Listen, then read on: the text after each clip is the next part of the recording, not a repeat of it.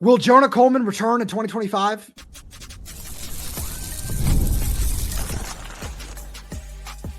You are Locked On Huskies, your daily podcast on the Washington Huskies, part of the Locked On Podcast Network, your team every day.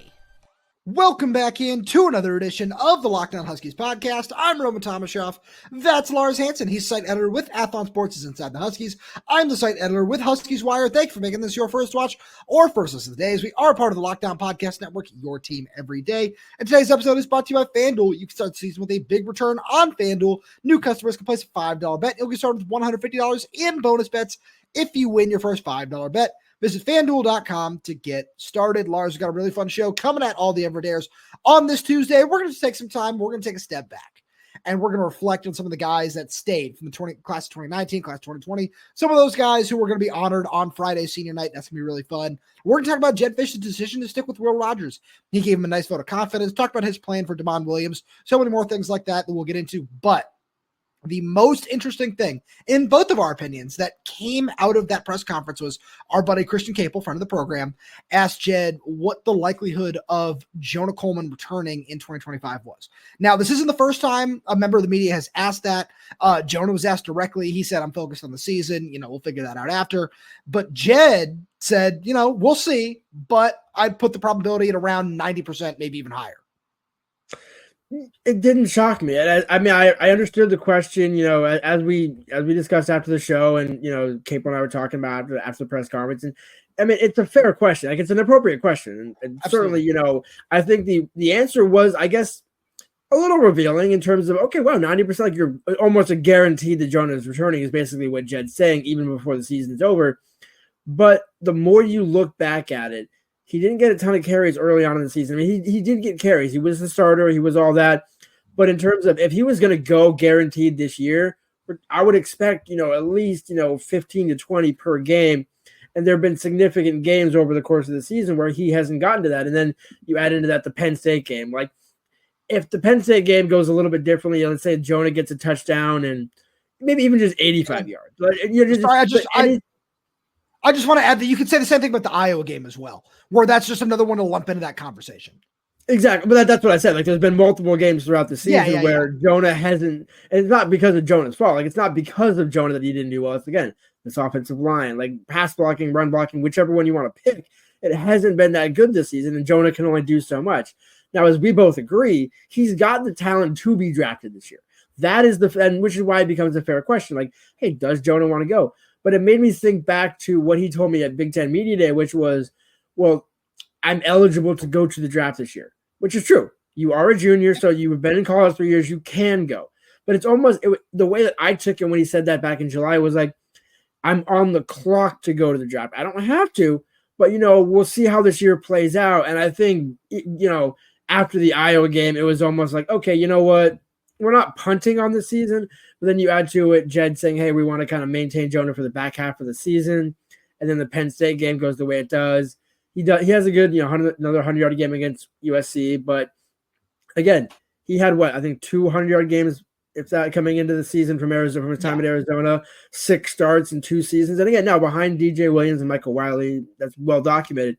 But it just kind of seemed to be going into the season like, you have Cam graduating, you lose that one. Jonah becomes a senior, boom. And he doesn't necessarily have the full, as we discussed before the show, this isn't Myles Gaskin, which is 4 straight seasons of being the guy, the starter. And even, again, they're 2 different players. But you can look at it and say, hey, look, he's got records, he's got this and that, he's got 1,000-yard seasons. Jonah doesn't have any of that. And, I don't know if the numbers are going to bear it out this season. If he doesn't get to 1,000 this year, I would get that. Even more so, why risk it? Why? UW has the NIL resources. I would imagine Jonah would be able to, find a raise suitable enough to say, you know what, now that Cam's gone, it's going to be you and Adam. And that's basically what Jedd's been building for this entire year. We're building the core. You're using Jonah, but you're also having Adam come right in behind him. And it's almost like, okay, this is what next year is going to look like. We're just kind of getting a head start on it. And that's why getting those snaps with Damon, with Jonah and Adam has been key. So I agree with you. There are a lot of different ways that you can look at what's going on here. The first one is in terms of his draft stock itself, where when I look at this, I see this is a really talented draft class. Ashton Genty's at the top.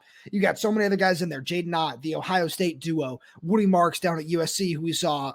There are so many other names around the country that you can list, that there's some that are just blanking on me where, somebody's can say, what about this guy? What about that guy? Yeah, they're all really great names. And Jonah belongs in that discussion. Let's not, say that has anything to do with Jonah's talent, because Jonah belongs in that discussion. But Lars, the example I made to you before the show to, really harken it back is Bishop Sankey. Or Bishop Sankey, when he came out, he was the first running back drafted in that class, 2012, I believe it was, where he went one pick before Carlos Hyde. The career didn't turn out the way that you and I might have hoped that it would have for Bishop, but Bishop Sankey was still the first running back off the board that year. And I believe if Jonah comes back for his senior season, he has that talent. He has that potential in a class that isn't necessarily as strong next season, plus what Jonah is, doing in his own right with his talent and just at all three areas of the field, the pass blocking, the rushing, and the receiving. So he's already surpassed his career high in carries, where that's something that I think needs to be weighed here. He's at 152 right now. His high coming into the year was 128 last season. So that's trending upward, but that's something where, teams might want to see, hey, is he able to continually handle an increased workload? Where it's something they mentioned on the Peacock broadcast that he had a knee issue, which is what was bugging him, that Jedd had, lightly alluded to. Never, he's pretty good about telling us, hey, this is what's bugging this guy, this is what's bugging that guy. Whatever was bothering Jonah in his knee was not something that came out. So that was news to us when we heard that. But that's one of those things where you got to weigh that as well. Is he able to, come back and show that he can be fully healthy and probably not handle 20 carries a game, where you think about Adam Muhammad, you think about Jordan Washington potentially getting an increased workload, where those are things you have to factor into this as well. But I think the other big thing that you got to factor in here, Lars, is the off-field impact of all this. Jedd talks about building. Jedd, every single time he has a microphone in front of him, he will say something involving building. And he has also said a couple of times, hey, there's nobody better to sell this program and tell us, and tell recruits, tell guys in the program, tell transfers coming in, whoever it might be, that trust the process and you can look like, a certain person than Jonah Coleman. So I think that's one of the things that Jedd is trying to sell, and, whatever it might be that it's going to take to get him back. Because I don't think it's just an NIL thing. It's probably a guarantee. Hey, we are going to be better and we need you to be able to do that. So I think that's a big part of this as well. But the more I look at it, the more I say, I certainly would love to see him back. I think that's the right decision. But at the same point, if he ends up entering the draft with his talent, I wouldn't fault him. That being said, it feels like it is in his best interest to come back for his senior season. Exactly. And, to your point, so the Bishop Sankey point is a great one. But as we kind of talked about before the show, what separates Jonah right now from Bishop is Bishop had 2 years as a full starter at Washington, his sophomore and junior season, with back-to-back 1,000-yard seasons. Last year, he had, I think, 800, 600, 800, somewhere in that ballpark, and 5 touchdowns. This year at Washington, he's got 913 yards going into the last 2 games and 7 touchdowns. So it's fair to expect Jonah to finish with 1,010, at least, sure, in terms of rushing yards and touchdowns. That's great. That's a perfect 1 year. That gets you probably a day 2 pick, day 3, early day 3, late day 2 pick. And then you pair another one of those next year, and Adam can still get more carries. And then, you're at, now you have DeMond, and we've seen what the offense looks like with Jonah, Adam, and DeMond. It looks different, and this is no shot at Will, but it's different. And so I think Jonah's like, okay, I've been able to help out the offense this season. I can show you what I can do now. I agree. I think that's also why Jonah almost would be like the Mike effect, where if Jonah says, hey, you know what, I'm going to be the first one to say I'm coming back. Now, when you're going into the portal, he's the one saying, hey, you know what? I'm deciding to come back. I need you to be my left, or my tackle, or my this, or my whatever. Yeah. I need you on defense. I need you to, and it's not Jonah being needy. It's not Jonah being egotistical.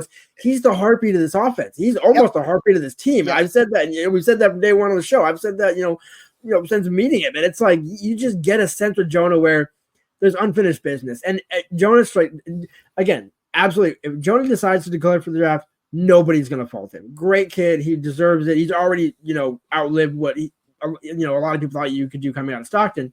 But it's imagine what you could do coming back next year. Right. Let's say you go 6-6 or 7-6 this season and say, hey, you know what? This was that 5-7 Arizona season that ended up turning into a bowl game. Now let's get to 11-2 next season and see what happens. And then now you're talking about maybe if UW is able to make a playoff push. And I'm not saying it's guaranteed. I'm saying if you make a playoff push next season with DeMond and the young guys moving forward, then Jonah's more known and probably one of the first, if not the first running back taken off the board because of it. Right. Lars, let's get over to the quarterbacks. Right after a message from our friends over at Roy. Husky fans, listen up. You need to download the Roy app. You've heard us talk about Roy this season and how they are revolutionizing the NIL industry. Roy allows you, the fan, to have a say in who gets the NIL money. And here's what I absolutely love about Roy. You get your money back if that player transfers. Roy is helping us keep our team intact, and it's actually good for the game long term. Just like Carson Bruener's monster game against USC last week that earned him Defensive Player of the Week, you can show your support for Carson by depositing a little appreciation onto that player's account. To do that, go download the Roy app. You can see what the logo looks like if you're watching on YouTube, or go to joinroy.com. Now let's spotlight the Roy/Lockdown Player of the Week, Giles Jackson. He's had a fantastic season. He's had a career year, and Lars and I both love Giles Jackson. So we're going to throw some money into his account on Roy. Every contribution counts, 10, 20 bucks. It all adds up and is going to help your favorite player stay put. Join us and show some love for Giles. Download the Roy app or go to joinroy.com today. Use promo code LOCKEDON. Every athlete from every team is in there. No purchase necessary. Void where prohibited. Go to joinroy.com for full terms. Roy, support the players, change the game. So Lars, the first question that was asked at Jedd Fisch's press conference on Monday was, hey, are you sticking with Will Rogers? And, Jedd, ever somebody who definitely reads the Locked On Huskies comments every day, said, yes, I'm sticking with Will Rogers, where a lot of people, especially, after that first half, said, hey, it's time to go to DeMond. We saw DeMond Williams for the whole second half, and he looked really good. I was really happy with what we saw from him. There's certainly still areas of improvement, and I know that's what we're going to get into over this conversation as well. But when we look at what Will Rogers brings to the team, and I'm quoting Jedd here, he said, I feel like I can speak for our team on this, we feel that we have the best chance to win right now with Will Rogers at the helm. And he said that DeMond is still going to get in the game, probably going to be a similar game plan to USC or to Michigan or some of the other games at home. But it's all about getting him that experience. And it feels like getting him in for as much as he did against Penn State last week is still going to be really beneficial to him in the long run. And these are all things that Jedd went into as well. But I still have to agree with him here, where I know, some of our everydayers feel really differently. They want to see more DeMond, but the more I look at Will, and this isn't even just like the transfer portal thing and, hey, how are other kids going to want to come here if you see that? But I think it has a lot to do with just where Will is in terms of knowing this offense, what this UCLA defense does. And I think that Will is the answer for right now, because it's 2 more games. You win one of them, you can at the very least split series, which feels like what's going to happen if they get to a bowl game. Yeah, exactly. And that's the thing, is like, if you were to, let's say you start DeMond against UCLA and it backfires, well, then how can you put Will back in? Are you going to reverse Penn State this and say, hey, DeMond throws 2 picks? And again, we're not saying this would happen, but like, let's say you start DeMond against UCLA, throws 2 picks, couple of sacks, not executing the offense, have to burn some timeouts, and you're down, 20-7.5. Right. Sure. What are you going to do? Look back at Will and say, hey, Will, I know I just kind of cut your legs out from under you on senior night, but can you go back in and now save us in the second half so we can, have a fighting chance to make a bowl game and do that? It's like, no. That's why Jedd said it perfectly. Will wasn't the reason Washington lost against Penn State. Yeah. Will, now again, he did mention the inside release to Jeremiah, the outside release to Jeremiah that should have been inside and those sort of things. So yeah, was it, Will should have gone to a different read, all that. But that one play wasn't the reason they lost that game. And people saying, well, DeMond has better scrambling ability. True. But Will hasn't shown to be, he's got some legs this season. Obviously he's no DeMond. But, much like Mike could show that he could run last season, but he's not a true runner, but he can do it. Right. And the point is, it's like, what do you gain from DeMond? Now, the only other equation that this works in is, let's say Will, again, has that 3 interception game against UCLA and they lose. Then do you start him against Oregon? But again, is it kind of like that whiteout situation where, like, you're going to get, if you lose to UCLA, I don't see how you beat Oregon with or without DeMond as the quarterback. So it's like, at that point, I guess maybe it could be a more discussion, but right now, Will gives you the best chance to win this game, to make the playoffs being a bowl game, not the actual CFP here, but get you into the postseason. And by the way, that benefits Damon, because then Damon gets 15 more practices and will certainly play in the bowl game. We'll play a role and whatever. And then if you get that win, Will says, hey, guess what? Now I'm 3-1 in bowl games in my career. I can go to the NFL and I'm out of eligibility. And Damon, here's the keys. And it's a good pairing. And it would seem like a really weird time to make a quarterback switch. And especially given what he said immediately after the game against Penn State, where he's like, at this point in time, Will is our starter. It's like, well, nothing changed from Saturday night to Monday. And so, again, Jedd's going to be, politically correct about it. And he knows what Damon can do. And I think that's the thing. Will can start.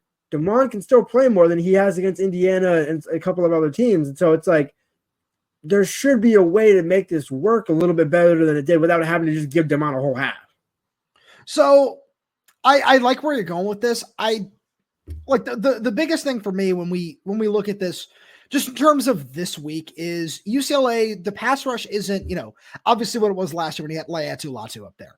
But I think that one of the things that you look at is if Kelly Tafai can play, if Maximus McCree can play, and all of a sudden the offensive line is able to look a little better, where it feels like that was, I don't want to say a huge point of contention, but one of the things that really helped them struggle. Obviously, you're not facing an Abdul Carter this week, in the same vein of Latu, where you're not facing arguably the best edge rusher in that draft class. So that certainly helps things from an offensive line perspective. But as you said, Lars, Jedd said that there's nothing that I can point to and say that was solely Will's fault. There's not a single thing that you can look at and say that where, it's a half football against a top 5 team on the road in one of the most hostile environments in college football. So there are a lot of things working against you there, especially for this team that we've not only seen struggle on the road, but struggle in a lot of situations with the offensive line, with a lot of things offensively, where after putting up 6 points against Penn State, it's now a lower offensive output than what we saw in 2021. So you can do with that information, which you will. But the more you look at that, the more you can kind of point to it and say, there's nobody who's blameless in this, but it always starts up front in that scenario. That's where a lot of this is going to, I don't want to say come to a head, but that's where you can kind of look at any issue and say, all right, that's where it started, with an inexperienced offensive line that has not played together and is still, for the most part, doesn't have a lot of starts under their belts wherever they were. So that's a really big part of all of this. And it feels unfair to just say, hey, this is a Will Rogers problem, and it's time to turn to Damon Williams, where like in NFL terms, where it's, like Caleb Williams, like the Bears are trying to bench Caleb Williams. How is that his fault? Like that's a Shane Waldron in the offensive line issue. And you're not coaching him up correctly. And I'm not saying that Jedd's not coaching up Will correctly, but it's the same vein of, you're going to look at all these other issues and say it's Will's fault. That's not fair. It's the Seattle quarterback dilemma of Geno Smith and Sam Howell, where is Geno great? Is he going to win you a Super Bowl? Probably not. But the offensive line that he's currently throwing behind is certain words that I can't ascribe. It's just not good. The safe word is not good. Like, you have an even worse offensive line with the Seahawks than you with the Huskies. I mean, pick which week you want to say is the worst offensive line in the city. It's the same sort of thing. Would Sam be better than Geno? He's cheaper, but he's not better. And Damon will be better, certainly has the higher upside long-term, all that. But again, for right now, to finish the season, like, if you're going to make this change, do it after Iowa. If you're really going to do something like this and turn the keys over to Damon and say, you know what, give him a running head start, you would have done it then. And so I think, with everything at play, Jedd's making the right decision here. I agree with you. And it's something where the biggest thing with this that's really important to keep in mind, it doesn't mean we're not going to see Damon.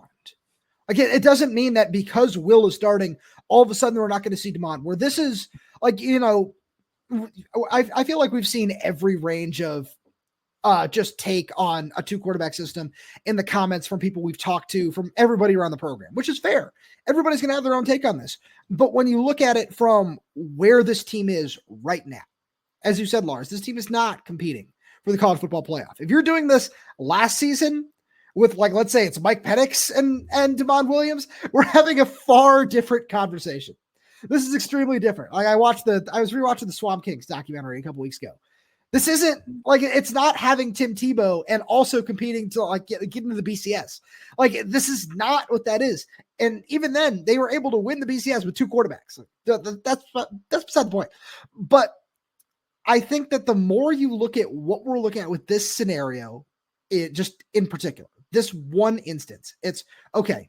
There are 2 guys with completely different skill sets. Jedd has still found a way to put Demond in key situations and done something that I think is fairly unique and really, really smart. And something that's really helped. And he's saying, hey, yeah, like there was a 3rd and 6, 3rd and 7 against Michigan where we had him come in and he's had to complete a pass into tight windows. We've seen him have to do that throwing the ball in key scenarios all season long. We're not just bringing him up and saying, hey, you're an option quarterback. That's what we're doing. We're going to run the read option with you over and over and over again, where they're doing that at times, but because they know that that's the best way to keep him off balance, or there's still so many other plays in the playbook that he has to memorize because we know he's going to be starting. And we know once he does start, we're going to see his arm talent be truly unleashed. We know it's already there. We've seen it in spurts, but it's just kind of, this is the best role for him right now, where it's the best way to say, okay, we're still letting Will, be the primary, do all these different things. But at the same point, we're finding ways to not only get Demond game experience and get him in at different points. So he said, because again, to quote Jedd before we move on, to say, all right, now next season, when Ohio State does come to town and they might send 6, 7 guys, we know what to do, because not only have we seen how he reacts, he knows, he's seen it now. He has seen all these different things. So moving forward, you have all that experience and all these things to build off of, instead of saying, all right, we're sitting Demond for the whole year. Will is going to take every snap no matter what, unless it's a blowout, and then we figure it out with him and he's got a couple snaps. No, you're finding ways to get him in the game and get him that experience now, so next season it all looks better. And Lars, speaking of next season, there are a lot of guys who aren't going to be on this roster next year that deserve plenty of props for sticking around through everything that they've seen, which we'll get to right after a message from our good friends over at FanDuel. Get ready to tackle the NFL action with FanDuel, America's #1 sportsbook, because right now new customers can bet $5 and get $150 in bonus bets if you win. The FanDuel Sportsbook app gives you everything you need to place live bets on the NFL all in one place. So when you get a hunch in the middle of the game, you can check out the latest stats, view live play-by-play, and so much more on the same page where you place your bets. Just visit FanDuel.com to join today. You'll get started with $150 in bonus bets if you win your first $5 bet. That's FanDuel.com. Never waste a hunch and make every moment more with FanDuel, an official sportsbook partner of the NFL. And one thing I got to keep shouting out, because I believe in this one so heavily. Jaden Daniels and the Washington Commanders. Yeah, they lost the Pittsburgh Steelers this past weekend, but I love everything that they're building there. The Marshawn Lattimore trade was huge. And if they're able to pull off a win on Thursday Night Football, I'd say they should be the favorites to win the NFC East. I'd keep a close eye on all those odds over on FanDuel. So Lars, there are a lot of guys that are going to be walking on Friday that it's going to be their last time playing at Husky Stadium in the blackout uniforms, which personally I'm really excited to see. I think that's going to be a lot of fun. Hopefully all the fans show up and participate in the blackout. That should be a lot of fun. But there are a lot of guys who deserve plenty of credit, whether it be Jacob Bandis, Fabiculanan, Carson Bruener, Alphonzo Tuputala. There are so many guys, Drew Fowler being another one. There's so many guys that deserve credit for sticking it out through the Chris Peterson change, through Jimmy Lake, through the Kalen DeBoer years, and now through Jedd, plus COVID, plus the 4-8 season in 2021, plus John Donovan. I'm just going to call that its own thing because it deserves to be its own thing. Through all of these things, they stuck it out for one reason or another, and they deserve some props. Is there any guy that really, really sticks out to you in that group for one reason or another?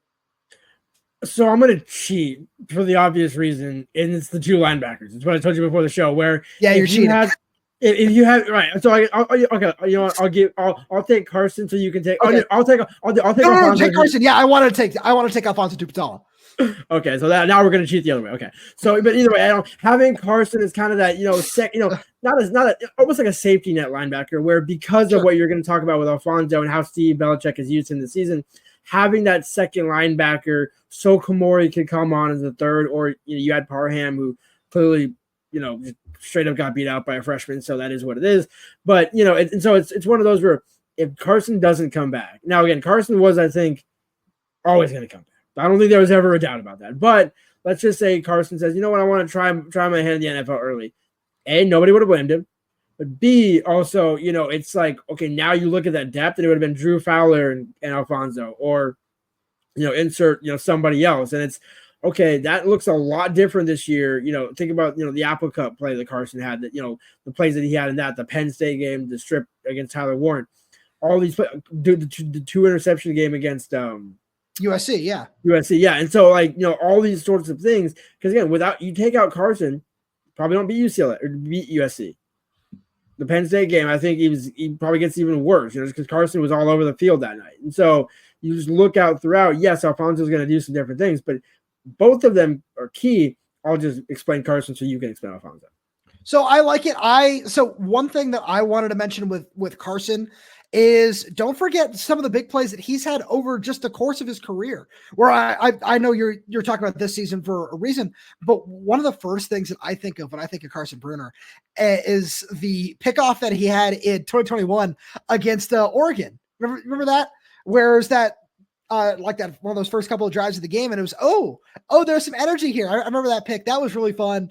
But there are just so many moments like that with Carson where, and I bring it back to 2021 to circle this around to Alphonzo Tuputala, who, let's not forget, he missed that season where he got hurt. I believe he had an Achilles injury that forced him to miss that year. And this is somebody who I was really high on him when he came in as part of that 2019 class, where I feel like he was one of like the lower rated guys in there, but he came in and he played really early on. I remember being at that Eastern Washington game in 2019 and said, there's Alphonzo Tuputala. All right, this is interesting.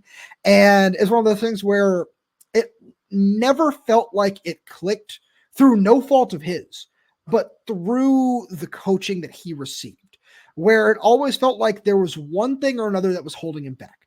Where at first it was, all right, well, he's behind a bunch of guys and, maybe he should be playing a little bit more, but it's a tricky situation. Then comes COVID.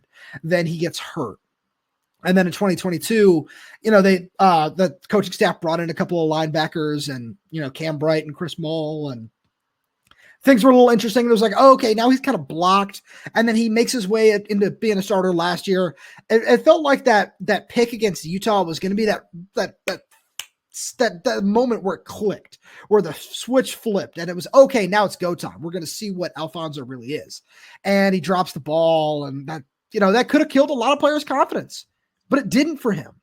And all of a sudden he comes back in 2024 where he was one of those guys where, you talk about everybody else at the transfer portal. He was one of those players who, if he did, I wouldn't have blamed him, because he's one of the few players on the roster, and shout out to Drew Fowler as well. Similar circumstance when we talk about these linebackers, but somebody who played under Chris Peterson.